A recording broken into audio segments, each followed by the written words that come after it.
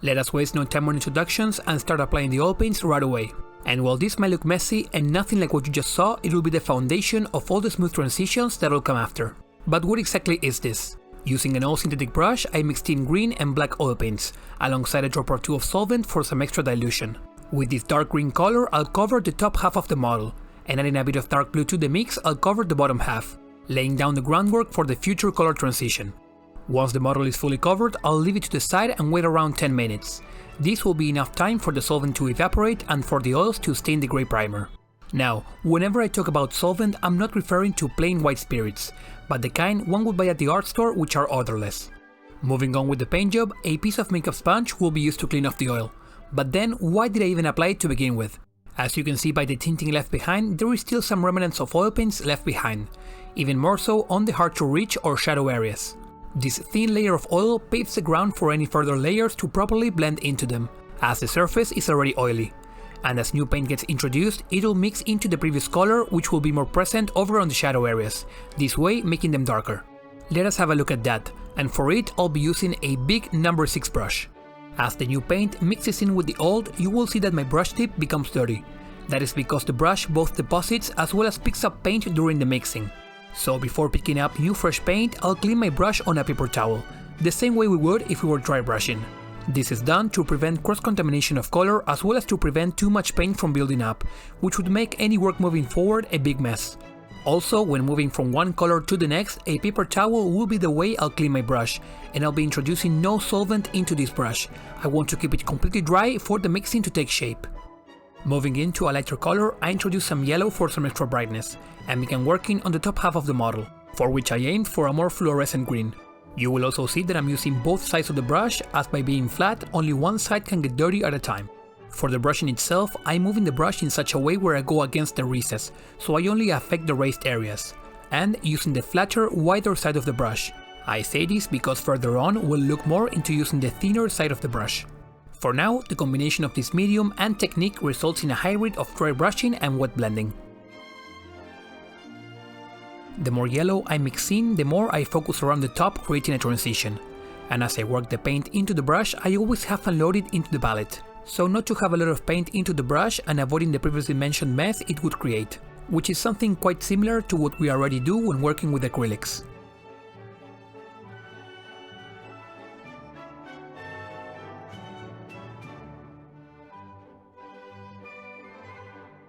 Once I'm happy, I simply clean my brush on a paper towel with no added products as I mentioned before, and move on to working the bottom side of the transition made of some green and dark blue, which I desaturate with white to create a ghostly color.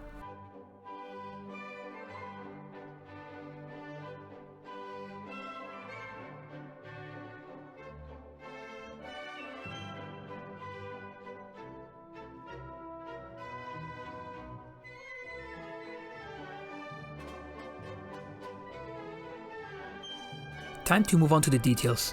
While I am using a number 2 synthetic brush for it, you will see that this is nothing crazy when it comes to precision. As you can see, once again the paint blends itself with the layer underneath, and thanks to the oil's long drying time, I'm under no time pressure. However, this time I added a dash of solvent so the paint flows easily out of the brush. I am treating this brush the same way I did the previous one. Once the oils are in there, you can see how the tip of the brush flattens out, and I can use it the same way as before, by going against the recess and catching only the raised areas, as well as taking the brush along those raised details to create a transition which darkens towards the end, as the brush picks up more and more of the dark color along the way.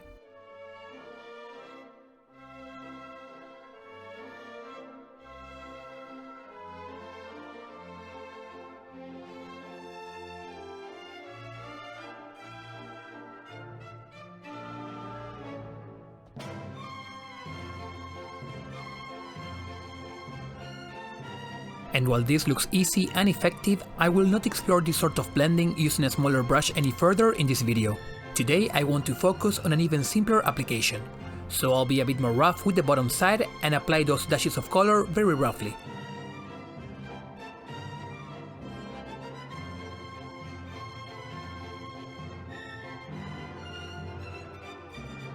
Before moving back to my big flat brushes, a number 4 this time.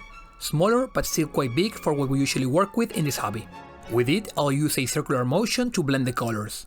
And for any details, use the side of the brush which is much thinner. No need to go ahead and grab a smaller brush if you are smart about using the big ones. So while I could work the smoothness with a smaller brush, using a bigger one makes things faster, without necessarily losing on quality. And while the brush is big, if you pay close attention, it is not bending over the surface at all. I am lightly brushing it over the surface, being very gentle. Only the very tip of the bristles are rubbing against the paint, allowing me to do some precise work.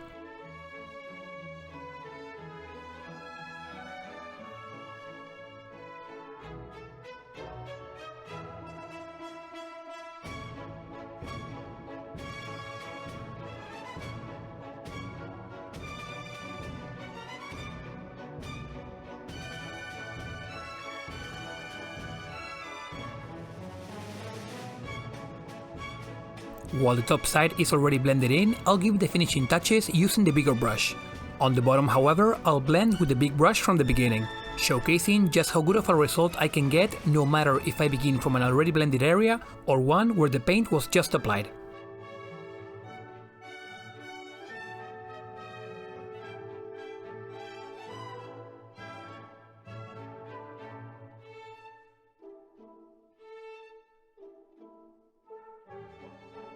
I got a lot of comments on my last oil painting tutorial featuring a gelatinous cube about the lack of contrast in the end result, which I totally agree with.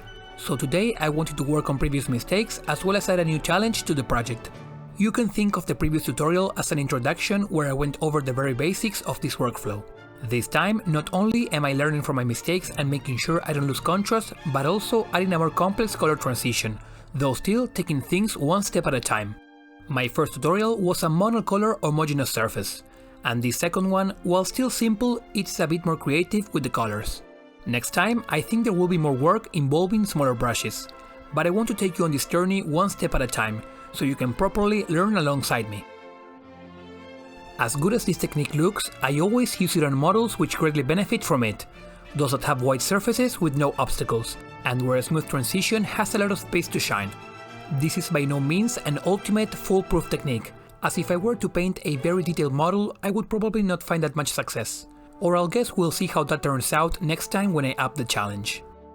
Finally, just as with the highlights, I did the same for the shadows, to enhance them just a little bit further. Again, applying the paint very roughly and blending it with the same number 4 brush.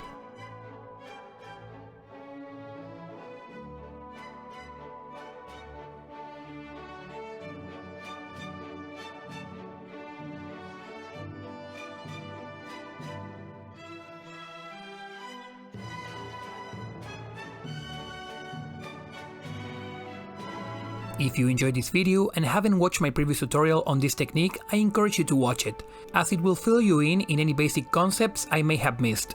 But if you have already watched it and came back for some more, I hope I succeeded in providing new useful information, and that you will join me next time for a harder challenge. For now, thank you for watching.